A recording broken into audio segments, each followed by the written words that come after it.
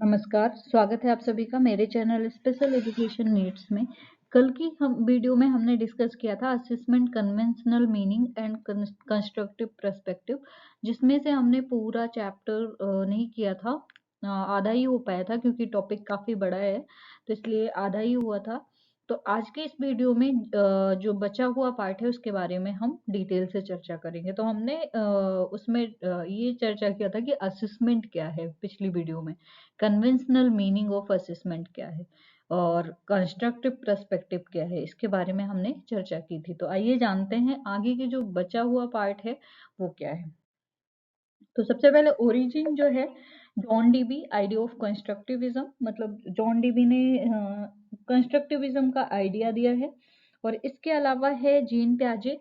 Gene प्याजे जो है founder of constructivism है, मतलब इनको फाउंडर ऑफ कंस्ट्रक्टिविज्म यानी कि संरचनावाद का फाउंडर माना जाता है, जनक माना जाता है।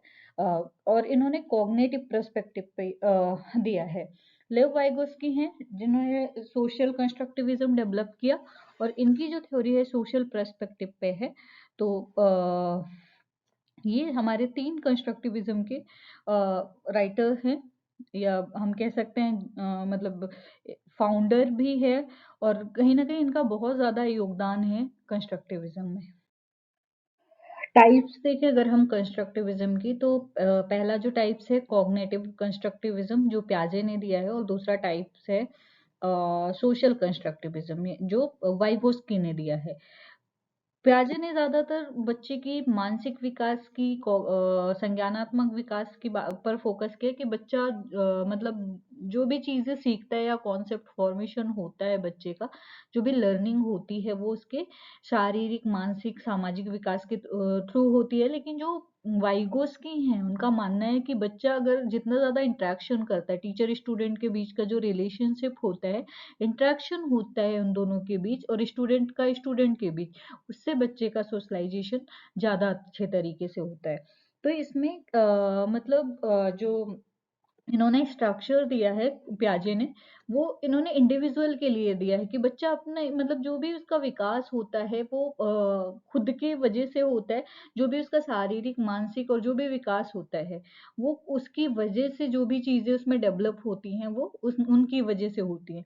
लेकिन वाइगोस्की ने सोशल स्ट्रक्चर का कॉन्टेक्स्ट दिया था। इनका मानना है कि अगर बच्चे जो हैं उनकी अगर थोड़ी सी हेल्प की जाए, इसका फोल्डिंग दिया जाए और सोशलाइजेशन उनका अच्छी तरीके से होता है, तो वो ज़्यादा अच्छे से नॉलेज को बिल्डअप कर सकते हैं, नॉलेज डेवलप कर सकते हैं।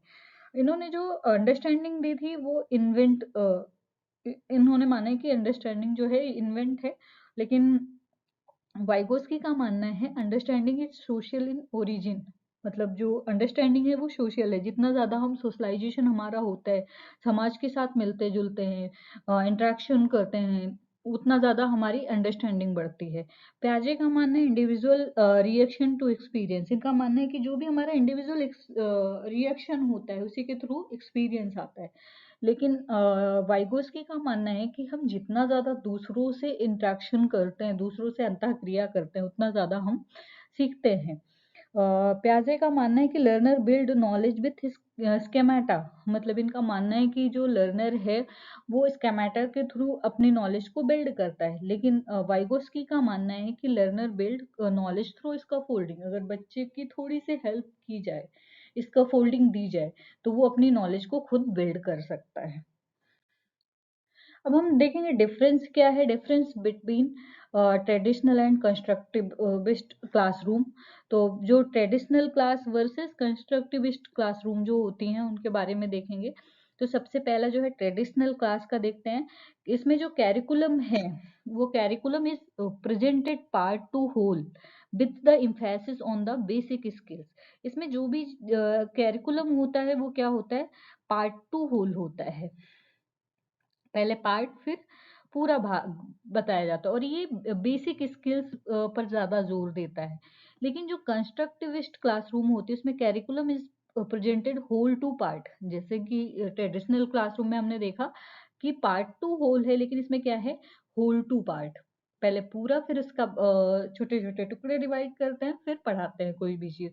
और इसमें जो मतलब जोर दिया जाता है वो बिग कॉन्सेप्ट पर दिया जाता है। मतलब ज़्यादातर बच्चे की कॉन्सेप्ट डेवलप करने पर जोर दिया जाता है कि किस तरीके से हम बच्चे का कॉन्सेप्ट डेवलप कर पा रहे हैं, या बच्चे का जो भी नॉलेज है वो बढ़ रहा है। वो किस तरीके से हम उसके लेवल पे जाके हम उसको समझा पा रहे हैं। दूसरा जो है ट्रेडिशनल क्लास में देखेंगे तो strict adherence to fixed curriculum is high valued. इसमें जो भी कैरिकुलम होता है वो बहुत ज़्यादा स्ट्रिक्ट होता है और फिक्स होता है पहले से कहीं ना कहीं, और बहुत ज़्यादा हाईली वैल्यू का होता है, मतलब हाई मूल्य का होता है। लेकिन अगर हम बात करें कंस्ट्रक्टिविस्ट क्लासरूम की, तो इसमें जो कैरिकुलम होता है वो pursuit of student question is highly valued. इसमें स्टूडेंट के मन में जो भी प्रश्न उठते हैं उससे मतलब हाईली वैल्यूड होता है, उस तरीके से होता है। नेक्स्ट अगर हम ट्रेडिशनल की देखें कैरिकुलर एक्टिविटी, तो जो इनकी कैरिकुलर एक्टिविटी होती है really heavily on text book and work books. ये किस पर आधारित होती है, जैसा टेक्स्ट बुक में होता है या वर्क बुक में होता है उस पर आधारित होती है। लेकिन अगर हम बात करें कंस्ट्रक्टिविस्ट क्लासरूम की, तो इसमें जो भी मटेरियल होता है इंक्लूड प्राइमरी सोर्सेज एंड मैनिपुलेटिव्स। मतलब जो बच्चे का मतलब प्राइमरी सोर्सेज होते हैं, जो भी मटेरियल इसमें इंक्लूड होते हैं उसमें प्राइमरी सोर्सेज होते हैं, और प्राइमरी सोर्सेज के साथ मैनिपुलेटिव होते हैं। बच्चा उसमें हेर फेर कर सकता है, और जितना ज़्यादा हेर फेर करेगा उतना ज़्यादा सीखेगा। अब ट्रेडिशनल क्लासरूम में student are viewed at blank slate on to which information is eased by teacher. इसमें स्टूडेंट के पास एक ब्लैंक स्लेट होता है, इसमें जो भी टीचर के द्वारा इंफॉर्मेशन दिया जाता है वही लिखता है। लेकिन ट्रेडिशनल क्लासरूम का अगर हम देखें तो student are views as thinker with emerging theories about the world. इसमें जो बच्चे की थिंकिंग है वो ज़्यादा मैटर करती है। बच्चा स्टूडेंट थिंकर होता है, और वही मतलब उसकी जो थ्योरीज होती हैं वो खुद देता है। नेक्स्ट अगर हम ट्रेडिशनल की देखें तो teacher generally behave in deductive manner disseminating information to student. मतलब टीचर का जो बिहेव होता है जनरली वो डिडेक्टिव मैनर का होता है, डिसमिनेटिंग होता है, और वो जो भी इंफॉर्मेशन देता है टीचर के द्वारा देता है। बट इसमें मतलब टीचर खुद ही स्टूडेंट को बताता है। वन वे ज़्यादातर वो होता है ट्रेडिशनल में, कि लेक्चर दे दिया टीचर ने और बच्चे ने वही चीज़ें सीख ली। लेकिन कंस्ट्रक्टिविस्ट क्लासरूम जो होती है उसमें क्या होता है कि teacher generally behave is an interactive manner. इसमें क्या होता है, टीचर इंटरेक्टिव मैनर मतलब ऐसी बातचीत करता है जिसमें बच्चे भी शामिल होते हैं, स्टूडेंट भी शामिल होते हैं। Mediating the environment for student, वो एक मीडिएटर होता है बच्चों को इन्वायरमेंट से कनेक्ट करने के लिए, टॉपिक से कनेक्ट करने के लिए। ट्रेडिशनल क्लासरूम में teacher seek the correct answer to validate student learning. मतलब टीचर हमेशा ये प्रयास करता है कि वो करेक्ट आंसर दे सके ताकि स्टूडेंट की लर्निंग वैलिडेट हो सके। लेकिन अगर हम बात करें कंस्ट्रक्टिविस्ट क्लासरूम की, तो इसमें teacher seek the student points of view. इसमें जो टीचर होता है वो जो स्टूडेंट के पॉइंट ऑफ व्यू होते हैं, उनके जो खुद के मतलब दृष्टिकोण होते हैं, पर्सपेक्टिव होते हैं, उसके आधार पर चीजों को समझाता है। तो सॉरी, ट्रेडिशनल क्लासरूम में assessment of student learning is viewed as separate from teaching and occur almost entirely through testing. इसमें जो भी बच्चों की लर्निंग होती है उसका जो असेसमेंट होता है वो सेपरेट होता है। जो भी बच्चों को सिखाया जाता है मतलब वो टेस्ट किया जाता है। लेकिन अगर हम कंस्ट्रक्टिविस्ट क्लासरूम की बात करें तो assessment of student learning is interwoven with teaching and occur through teacher observation and student at work and through student exhibition and portfolio। इसमें जो बच्चे का असेसमेंट होता है, टीचर मतलब स्टूडेंट का जो असेसमेंट होता है वो ऑब्जर्वेशन के थ्रू होता है, एग्जीबिशन के थ्रू होता है, पोर्टफोलियो के थ्रू होता है। तो और नेक्स्ट ट्रेडिशनल क्लासरूम जो है इस स्टूडेंट प्राइमरी वर्क अलोन। इसमें बच्चा अकेले, स्टूडेंट जो होता है वो अकेले काम करता है। लेकिन जो कंस्ट्रक्टिविस्ट क्लासरूम होती है उसमें लोगों को इंक्लूड किया जाता है, तो इसमें ग्रुप में काम करते हैं। ग्रुप के कार्य को ज़्यादा प्राथमिकता दी जाती है। Phases of learning in constructivist approach, तो इसमें 5 ईज होती हैं, मतलब जो 5 ईज होती हैं उनको ज़्यादा महत्वपूर्ण माना जाता है। जैसे हम बात करें 5 ईज की, तो ई फॉर क्या होता है, मतलब जैसे इसमें दिख रहा होगा आप सभी को, 5 ईज में ई फॉर इंगेज, और ई फॉर एक्सप्लोर, और ई फॉर एक्सप्लेन, और ई फॉर इलाबोरेट, और ई फॉर इवेल्युएट। मतलब जब भी हम बच्चों को कुछ सिखा रहे होते हैं तो सबसे पहले हम क्या करते हैं, बच्चों को इंगेज करते हैं, फिर एक्सप्लोर करने के लिए कहते हैं, फिर उसके बाद क्या करते हैं, जो भी वो चीज़ों को एक्सप्लोर करता है, खोजता है, हम उसको एक्सप्लेन करने के लिए कहते हैं, और इलाबोरेट करवाते हैं। फिर जो चीज़ें, जो भी टॉपिक उसे असाइन की गई थी, उसका इवोल्यूशन करते हैं कि जिस तरीके से बच्चे ने किया है, क्या वो तरीका सही है, या बच्चा कॉन्सेप्ट को समझ पाए। तो वो पूरी लर्निंग को क्या करते हैं, इवेल्युएट करते हैं। आगे जानेंगे इनके बारे में डिटेल से। तो सबसे पहले इंगेज की अगर हम बात करें, तो इसमें हम क्या करते हैं, सबसे पहले स्टार्ट द प्रोसेस। जो भी प्रोसेस होती है लर्निंग की, वो स्टार्ट करते हैं, शुरू करवाते हैं। और उसके बाद क्या करते हैं, जो भी बहुत सारे बच्चे ऐसे होते हैं क्लासरूम में, जब भी हम पढ़ाने जाते हैं तो डाइवर्स लर्नर होते हैं, सबकी नीड्स अलग अलग होती है, डिफरेंट डिफरेंट बैकग्राउंड से आते हैं बच्चे। तो वहाँ पर क्या होता है, सबकी नीड्स अलग होती है, तो हमें मतलब कोशिश ये करनी होती है, बहुत सारे बच्चे होते हैं जो इंटरेस्ट नहीं लेते हैं पढ़ने में, तो हमें उनकी जो क्यूरियोसिटी है उनको डेवलप करना पड़ता है, बढ़ाना पड़ता है, टॉपिक को थोड़ा इंटरेस्टिंग बनाना पड़ता है। फिर हम क्या कर फिर क्या करना चाहिए, असाइन अ टास्क, टॉपिक, कॉन्सेप्ट। फिर उसके बाद टास्क, टॉपिक और कॉन्सेप्ट को असाइन करना चाहिए। फिर इंटरेस्ट को क्रिएट करना चाहिए, ताकि बच्चा बहुत ज़्यादा मतलब रुचि के साथ चीज़ों को कर सके, और जितना ज़्यादा इंटरेस्ट क्रिएट करेंगे उतना ज़्यादा बच्चा एक्सप्लोर कर पाएगा, उस काम में इंगेज हो पाएगा, और अच्छी तरीके से कर पाएगा उस काम को। तो इसलिए इंटरेस्ट क्रिएट करते हैं, जनरेट क्यूरियोसिटी, जिज्ञासा उत्पन्न करते हैं, और क्वेश्चन उठाना बहुत ज़्यादा ज़रूरी होता है। रीज क्वेश्चन, जितना ज़्यादा क्वेश्चन आते हैं उतनी ज़्यादा नॉलेज बढ़ती है, उतना ज़्यादा बच्चा इंगेज होता है उन चीज़ों में। तो ज़्यादा से ज़्यादा क्वेश्चन करने चाहिए। एक्सप्लोर, इसमें क्या करते हैं, provide student with a common base of experience. छात्रों को अनुभव का एक सामान्य आधार प्रदान करते हैं, मतलब जो भी उन्होंने पहले सीखा या उनका जो अनुभव है उसके आधार पर क्या करते हैं, मतलब वही कॉमन बेस प्रोवाइड करते हैं, ताकि बच्चा प्रीवियस नॉलेज से न्यू नॉलेज को कनेक्ट कर पाए, और अच्छी चीज तरीके से चीज़ों को, या जो भी टॉपिक उसको असाइन हुआ है वो एक्सप्लोर कर पाए। नेक्स्ट पॉइंट है आइडेंटिफाई, डेवलप, कॉन्सेप्ट, प्रोसेस। फिर जो भी टास्क या जो भी चीज़ टॉपिक उसको असाइन की जाती हैं, वो जो भी कॉन्सेप्ट होता है, प्रक्रिया होती है, उसकी पहचान करना, कि मतलब जैसे हम कहीं से कोई कॉन्सेप्ट ले रहे हैं, या फिर जो भी मटेरियल ले रहे हैं, क्या वो सही है या हमारे टॉपिक से सुटेबल है, इन चीज़ों का भी कॉन्सेप्ट डेवलप करना। फिर उसके बाद अगर सही है तो सेटिस्फाई क्यूरियोसिटी, मतलब जिज्ञासा को संतुष्ट करने के लिए। फिर use inquiry to explore and investigate, अन्वेषण और जांच करने के लिए जांच का उपयोग करना, कि जो भी टॉपिक बच्चे ने एक्सप्लोर करी है, क्या वो सही है, या जैसी टॉपिक है उस तरीके से है कि कुछ अलग है। तो वो मतलब हमें ये पता होना चाहिए कि कहाँ से हमें मटेरियल मिल सकता है, और जो मटेरियल हमें चाहिए, जो भी कंटेंट हमें चाहिए, क्या वो पूरी तरीके से सही मिलता है या नहीं मिलता है। फिर एक्सपेरिमेंट करना। फिर नेक्स्ट पॉइंट है encourage student to work together, बच्चों को इनकरेज करना कि वे एक साथ मिलकर काम करें, और फिर उसके बाद जांच करने वाले प्रश्न पूछें, मतलब फिर जो भी टॉपिक सर्च किया है बच्चे ने, या जो भी टास्क में जो भी कंटेंट था उसको सर्च किया, उसके बारे में क्वेश्चन पूछना। नेक्स्ट है एक्सप्लेन।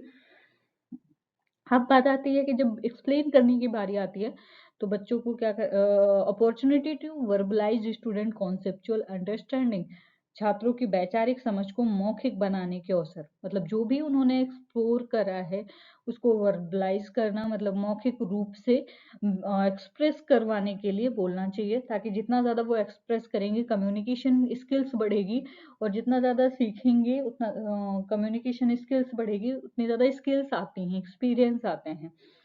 फिर नेक्स्ट पॉइंट है डिमॉन्स्ट्रेट न्यू स्किल्स और बिहेवियर, नए कौशल या व्यवहार का प्रदर्शन करना।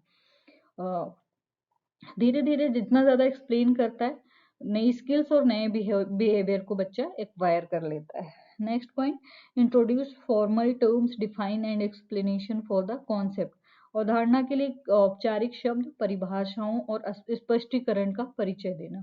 मतलब जो भी चीजें उसने जो भी चीजें ली हैं उनको इंट्रोड्यूस करना फॉर्मल टर्म में, डेफिनेशन हो या एक्सप्लेनेशन हो, जो भी कॉन्सेप्ट का एक्सप्लेनेशन हो वो अच्छी तरीके से देना।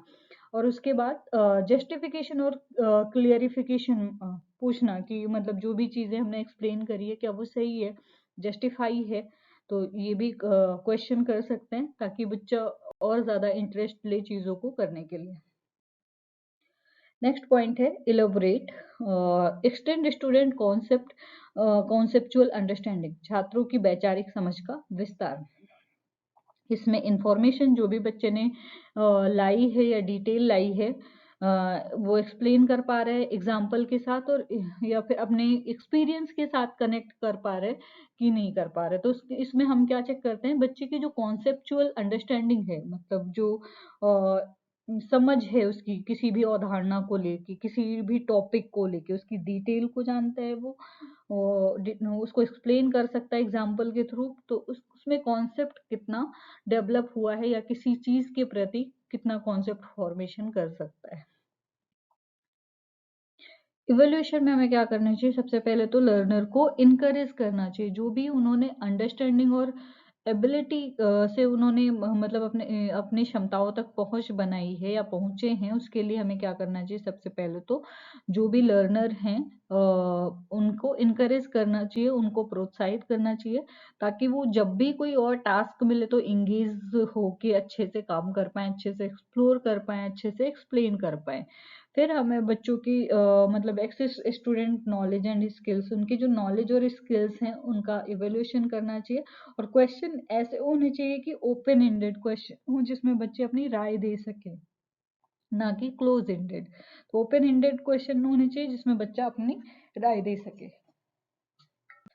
प्रिंसिपल ऑफ कंस्ट्रक्टिविज्म, अब यहाँ पर हम जानेंगे कंस्ट्रक्टिविज्म की प्रिंसिपल क्या है। तो सबसे पहले learning exist in the mind, मतलब जो लर्निंग है वो हमारे माइंड में एग्जिस्ट करती है, क्योंकि जब भी हम क्या हमारा माइंड मतलब एक्टिव होता है तो हम बहुत अच्छी तरीके से लर्निंग कर सकते हैं।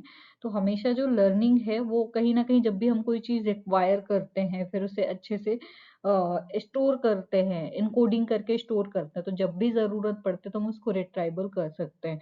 तो इसीलिए लर्निंग जो है वो हमारे माइंड में एग्जिस्ट करती है, क्योंकि हम अगर चाहते हैं लर्निंग करना तो हम कर पाते हैं, अन्यथा अगर हम कोई चीज़ ये होती है कि हम नहीं कर पाएंगे तो फिर वो चीज़ें नहीं होती। लर्निंग इज कॉन्टेक्चुअल, लर्निंग जो होती है कोई ना कोई कॉन्टेक्स्ट में होती है। जैसे फॉर एग्जांपल हमें टीचर बनना है तो हम क्या करेंगे, उस तरीके फिर हमें मतलब लर्निंग करनी पड़ती है, फिर हम करते हैं और हमारे पास कोई कॉन्टेक्स्ट नहीं होता है, कोई सिचुएशन नहीं होती, तो हम क्या करते हैं, लर्निंग नहीं कर पाते हैं। Learning is both individual and social process, learning individual भी होती है और सोशल प्रोसेस के द्वारा होती है। जितना ज़्यादा हमारा लोगों के साथ सोशलाइजेशन होता है, लोगों से इंटरेक्शन होता है, उतनी ज़्यादा हमारी लर्निंग बढ़ती है। और इंडिविजुअल भी होती है कि हम सेल्फ लर्निंग करते हैं, वो भी हो सकती है। Learning is an active process, मतलब जब भी हम लर्निंग करते हैं तो हमेशा एक्टिव होके करना पड़ता है। तो लर्निंग जो है वो सक्रिय प्रोसेस है। अगर हमने एक्टिव होके लर्निंग नहीं करी, पैसिव लर्निंग करी, तो कहीं ना कहीं वो लर्निंग नहीं होती है, या फिर हम जो भी चीजें पढ़ते हैं वो भूल जाते हैं थोड़े टाइम के बाद। तो जो लर्निंग होती है वो क्या है, एक्टिव प्रोसेस है। नॉलेज इज कंस्ट्रक्टेड, मतलब नॉलेज जो है उसका निर्माण किया जाता है।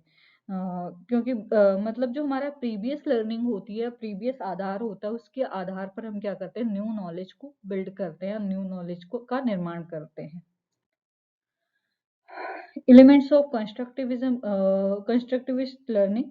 तो सबसे पहले हम क्या करते हैं, जो हमारे एलिमेंट है कंस्ट्रक्टिविस्ट लर्निंग के, एक्टिव प्रायर नॉलेज, जो हमारी प्रीवियस नॉलेज होती है या मतलब पूर्व ज्ञान होता है, सबसे पहले उनको एक्टिवेट करना पड़ता है। मतलब कि हमें पहले से क्या चीज़ें आती हैं। बच्चों को जब हम सिखाने जाते हैं, तो जब भी हमारा इंट्रोडक्टरी क्वेश्चन होता है, तो हमारी कोशिश यही रहती है कि हम हमेशा इंट्रोडक्टरी क्वेश्चन मतलब प्रीवियस नॉलेज से करें, ताकि previous knowledge to current knowledge पर जा सके।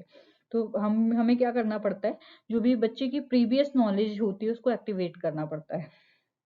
और फिर दूसरा जो पॉइंट है, एक्वायरिंग न्यू नॉलेज, नए ज्ञान को प्राप्त करना। प्रीवियस नॉलेज के आधार पर नए ज्ञान को प्राप्त कर सकते हैं। और सॉरी, अंडरस्टैंडिंग न्यू नॉलेज, नए ज्ञान को समझना। जो भी हम नई चीजें सीख रहे हैं, जो भी क्या कॉन्सेप्ट है नया, किस तरीके से कैसे हम बच्चों को लर्न करवा सकते हैं, बच्चों की अंडरस्टैंडिंग बढ़ा सकते हैं। तो न्यू ज्ञान को समझना बहुत ज्यादा जरूरी होता है। यूजिंग न्यू नॉलेज, जितना ज़्यादा हम न्यू नॉलेज का उपयोग करते हैं, उतना ज़्यादा हमारी स्किल्स बढ़ती है, नॉलेज बढ़ता है, एक्सपीरियंस बढ़ते हैं। और फिर वो रिफ्लेक्ट न्यू नॉलेज कहीं ना कहीं नए ज्ञान का प्रक्षेपण दिखता है, या फिर रिफ्लेक्ट दिखता है नए नॉलेज का। Purpose of assessment in constructivist learning, तो सबसे पहले इसमें हम क्या करते हैं, जो बच्चे का प्रीवियस नॉलेज है, मतलब उनको एसेस करते हैं, उनका उनका आकलन करने का काम करते हैं कि पहले से बच्चों को क्या आता है, मतलब पहले से उनके जो ज्ञान का आधार है वो क्या है, कितना आता है। देन हम क्या करते हैं, to assess the mental abilities of thinking, logical and problem solving. उसके बाद हम क्या करते हैं, चिंतन, बच्चे की जो चिंतन होती है, तर्क होती है, एवं जो प्रॉब्लम सॉल्विंग होती है, उसकी जो मानसिक शक्तियां होती हैं, उनका आकलन करते हैं कि किस तरीके से बच्चा चिंतन करता है, तर्क लगाता है, किस तरीके से किसी प्रॉब्लम का समाधान ढूंढता है अपनी मानसिक शक्तियों के द्वारा। तो फिर हम सॉरी, मानसिक शक्तियों का आकलन करते हैं। देन हम क्या करते हैं, to assess the interaction tendency, बच्चे की जो अंतःक्रिया की प्रवृत्ति होती है, इंट्रैक्शन टेंडेंसी होते हैं, उसका आकलन करते हैं कि किस तरीके से बच्चा एक पेयर ग्रुप के साथ इंट्रैक्शन करता है, टीचर स्टूडेंट का इंट्रैक्शन कैसा है, और स्टूडेंट स्टूडेंट के साथ किस तरीके का इंट्रैक्शन है। तो जो उसकी टेंडेंसी होती है उसका भी असेसमेंट करते हैं। नेक्स्ट है, to assess the constructed knowledge evolve from learning process, अधिगम प्रक्रिया से निर्मित ज्ञान का आकलन। मतलब जो भी अधिगम प्रक्रिया होती है उससे जो भी मतलब जब हम लर्निंग करते हैं तो उसकी जो प्रोसेस होती है, जब हम लर्न करते हैं तो किस तरीके से उससे जो हम नॉलेज को कंस्ट्रक्ट करते हैं, मतलब नॉलेज का निर्माण करते हैं, उसका भी असेसमेंट करते हैं। नेक्स्ट पॉइंट है, ज्ञान की समझ और उसके प्रयोग की क्षमता का आकलन, to assess the understanding of knowledge and the capability of its use. इसमें हम क्या नेक्स्ट हम क्या करते हैं, जो हमारी नॉलेज के प्रति अंडरस्टैंडिंग होती है, समझ होती है, या कैपेबिलिटी होती है, उसको उपयोग, जो भी हमारी नॉलेज होती है उसको उपयोग करने की जो क्षमता होती है, उसका भी आकलन हम कहीं ना कहीं कर सकते हैं। असेसमेंट इन कंस्ट्रक्टिव पर्सपेक्टिव, सबसे पहले learning is inductive, so assessment should be the same way. मतलब लर्निंग इंडक्टिव होती है तो जो बच्चों का असेसमेंट होता है उसी तरीके से होना चाहिए।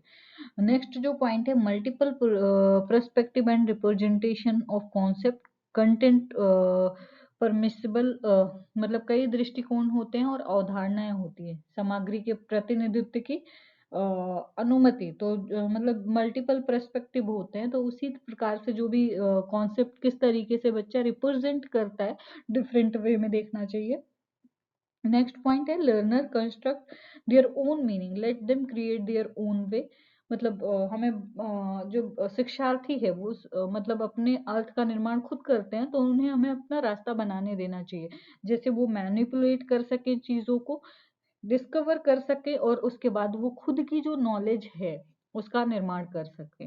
तो इसलिए हमें हमेशा बच्चों को या फिर क्योंकि जो एडुकेशन है वो चाइल्ड सेंटर्ड है, तो हमेशा हमें बच्चों को ये मौका देना चाहिए, जो भी हमारे स्टूडेंट होते हैं उनको ये मौका देना चाहिए कि वो अपना रास्ता, अपने अर्थ का निर्माण खुद करे और अपना रास्ता खुद बनाए।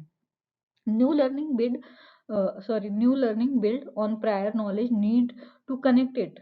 जो न्यू लर्निंग बिल्ड करते हैं वो हमेशा पूर्व ज्ञान पर आधारित होती है और उससे जोड़ने की आवश्यकता होती है। तो हमेशा कोशिश ये करना चाहिए जब भी हम उन्हें कुछ नया सिखा रहे हैं तो पूर्व ज्ञान को आधार बनाएं और उसके आधार पर सिखाएं और फिर उसे उन दोनों को रिलेट करें, कनेक्ट करें, ताकि जो कनेक्शन है, जो कॉन्सेप्ट है वो बच्चों को ज़्यादा अच्छे से समझ में आ पाए। Learning is enhanced by social interaction, experience provide opportunity. Learning जो है वो सामाजिक संपर्क अनुभव से बढ़ाया जाता है और इसका ज़्यादा से ज़्यादा बच्चों को अवसर देना चाहिए ताकि वो अच्छे से सीख पाएं। कोई कंफ्यूजन है? अगर कंफ्यूजन है तो मुझे कमेंट सेक्शन में ज़रूर बताएं। और thank you for watching my video. बने रहिए मेरे चैनल पे, ऐसे ही प्यार देते रहिए। Thank you.